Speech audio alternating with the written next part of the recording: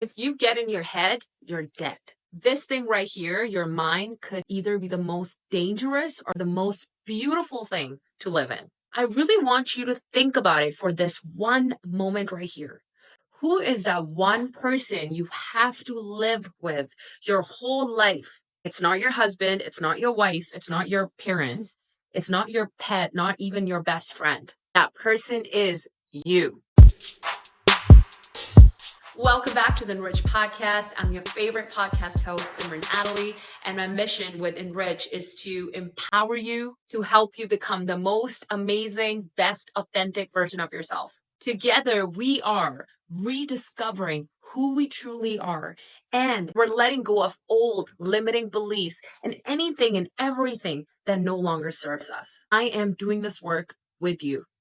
I started this podcast with a statement: if you get into your head, you are dead. Because I really want you to think about this deeply, what the meaning is behind this statement. Because really think about it. How does your mind hold you back? Why does it have so much power over you? I really want us to think about it, dig deep.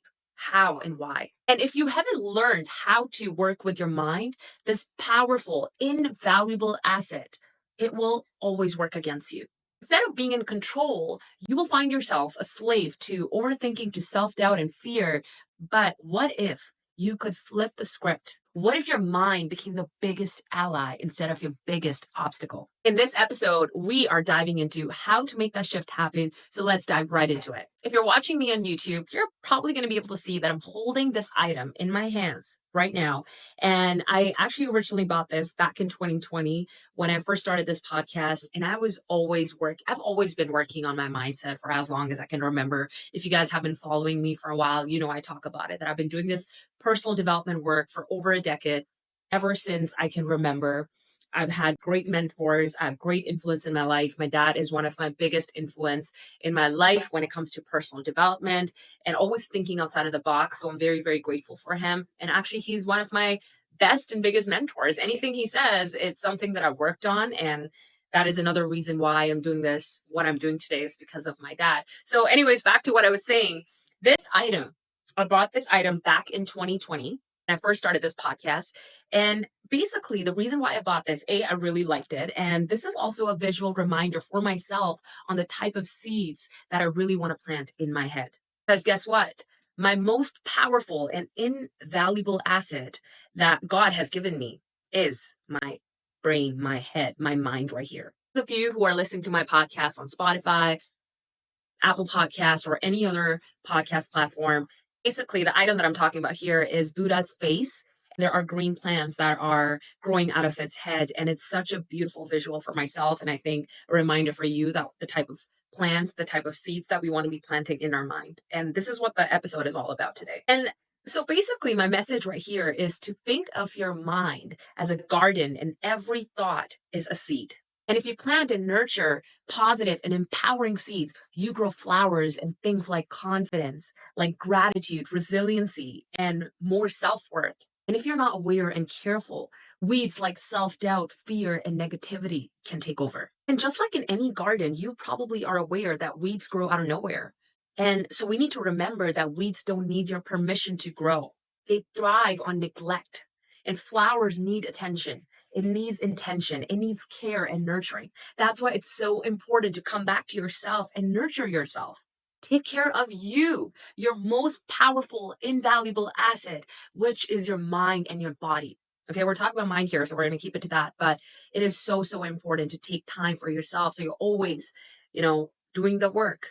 And it takes time. It takes a lot of intention and work. Ask yourself, what are you planting in your mind today? Are you growing flowers or are you growing weeds? And how you're going to do that, I'm going to share that with you in less than a minute. And before we move on to that segment, I will ask you to please subscribe to my channel if you have not already, and like and comment below, and share this episode with at least one person today that you think will benefit from everything that we're discussing here today.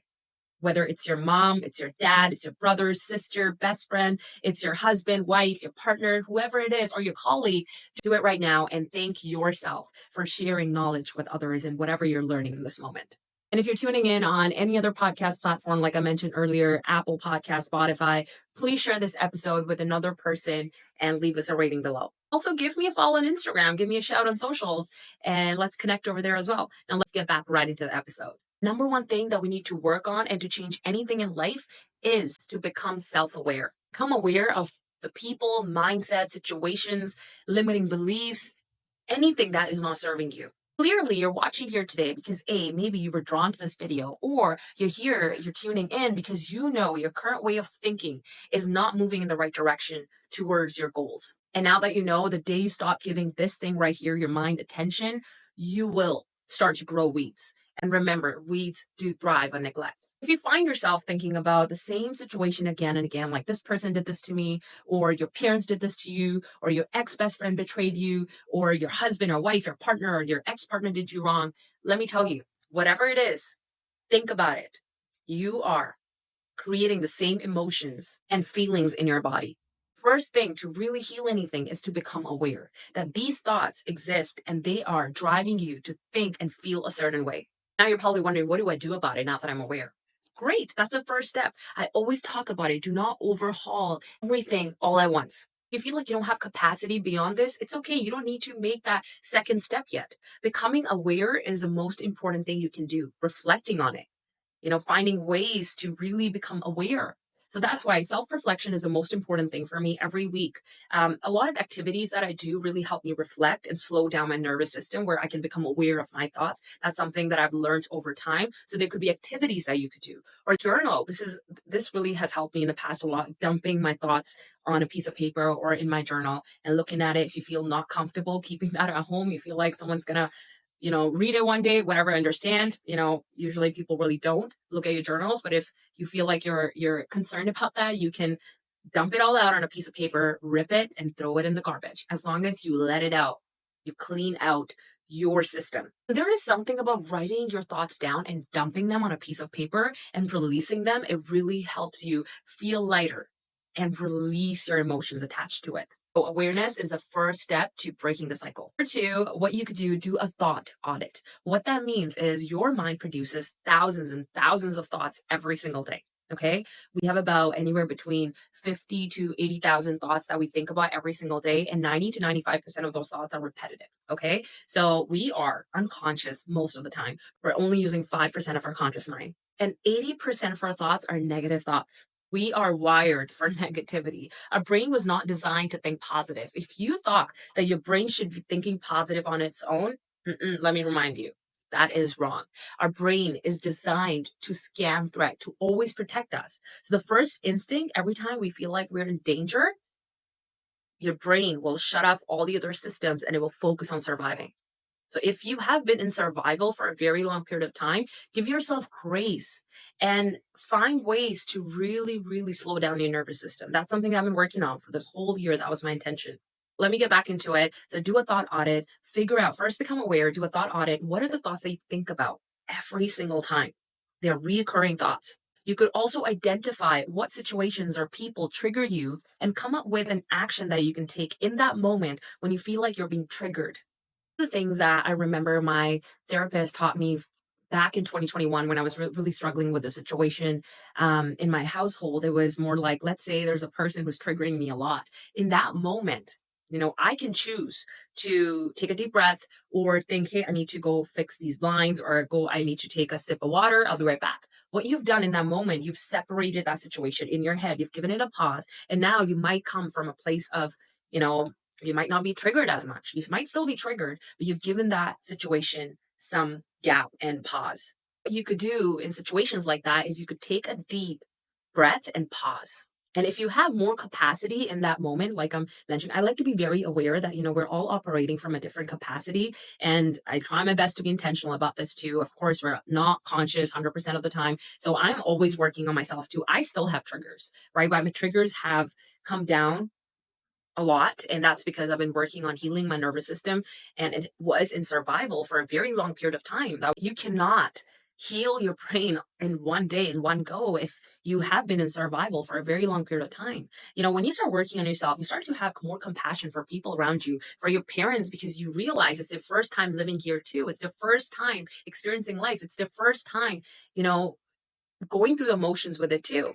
Stuff with everyone else around you, right? Of course, you don't have to take disrespect. You can separate yourself.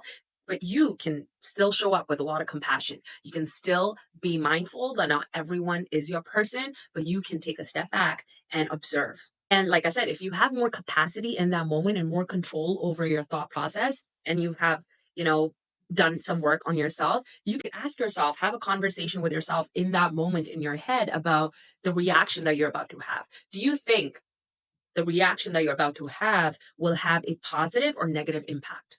In moments like that, when you're being triggered or something's bothering you and you're so in your head, are you able to maybe get out of the house, get out of the environment, go for a walk, take a step back and go drink a glass of water, like I mentioned earlier, or think about something that could really help you rewire your self talk? I said earlier, if you get into your head and if you overthink and dwell on negative thoughts to the point where you become so consumed by them, you're essentially missing out on experiencing life fully. As if you're mentally, quote unquote, dead to the present moment. Basically, you get into that state of being so caught up in your head that you cannot even engage with the world around you effectively. And another step that I think is so important, this is something I talk about often as well, which is shape your environment. I cannot stress enough how your environment shapes you. Yes, you cannot avoid every single thing, every single person, but you can definitely evaluate your surroundings. So my question to you is, do you find yourself spending a lot of time with people who are always complaining, who are always gossiping and bringing up things that are not really adding any value in their life? Are you always consuming and watching negative content? Are you planting seeds of fear and negativity in your head? Are you spending a lot of time, by yourself when your head is not a safe place to be? Are you able to surround yourself with more positive people? And what are some steps that you can take starting right now to help yourself? How are you helping yourself? How do you feed your mind daily? We feed ourselves, okay? We feed ourselves with food, but how are you feeding your mind every single day? How are you relaxing your nervous system every single day? If there is one thing that you can take away from this segment, this part on how to shape your environment, is this one thing. How do you relax your nervous system every single day? Is it deep breathing, meditation, going for nature walks? Like I said, this is huge for me. Lately, I've been swimming a lot. And swimming is where my phone is not with me. I am reflecting. I am, spending time by myself. I'm sometimes having conversations with others. And it's the most beautiful place to be in. Like for me, and I've worked a lot on myself to have a safe place in my head.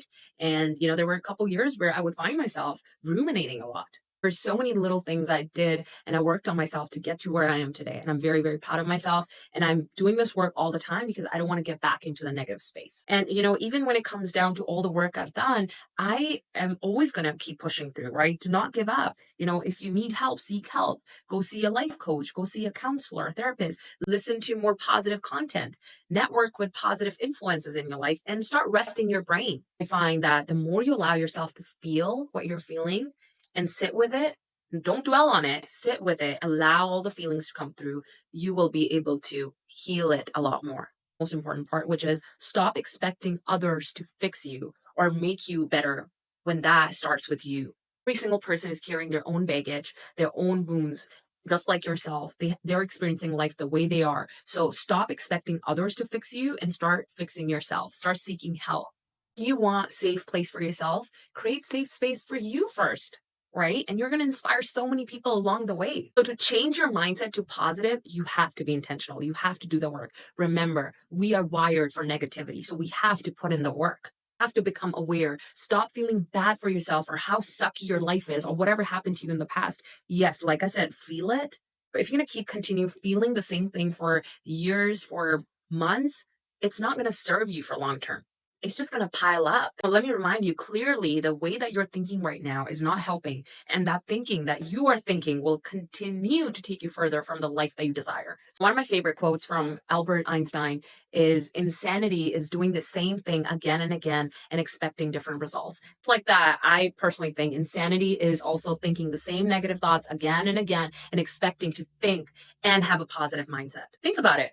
You must do something intentionally to help you rewire your brain to think more positively. And one last thing I really suggest is to develop an attitude of gratitude. Every night before you go to bed, think and write 3 things that you're grateful for. There's so many things that we can say we're grateful for. We're priming your brain to think like this every single day. There's so much to be grateful for. The life that you're living right now might not be perfect, but this is a life that someone is dreaming to live. You're living someone's dream right now. Think about it. Having access to fresh water, clean water, fresh air, the ability to wash your clothes anytime during the day because you have a washing machine in the house. Maybe you live so close to your parents that you don't have to travel for hours to visit them. There is so much to be grateful for. Just remember, your mind is the most powerful tool. When you take control of it, you unlock unlimited potential. But like any garden, it requires care, intention, and consistency to thrive. Start today, pull out the weeds, and plant empowering seeds, and watch your mental garden flourish. Thank you so much for tuning in, Enrich Community. Make sure to subscribe to my channel, share this episode with someone that you care about, and comment below and let me know what you loved about this episode. Sending you so much love and positive vibes. Take care. See you next time.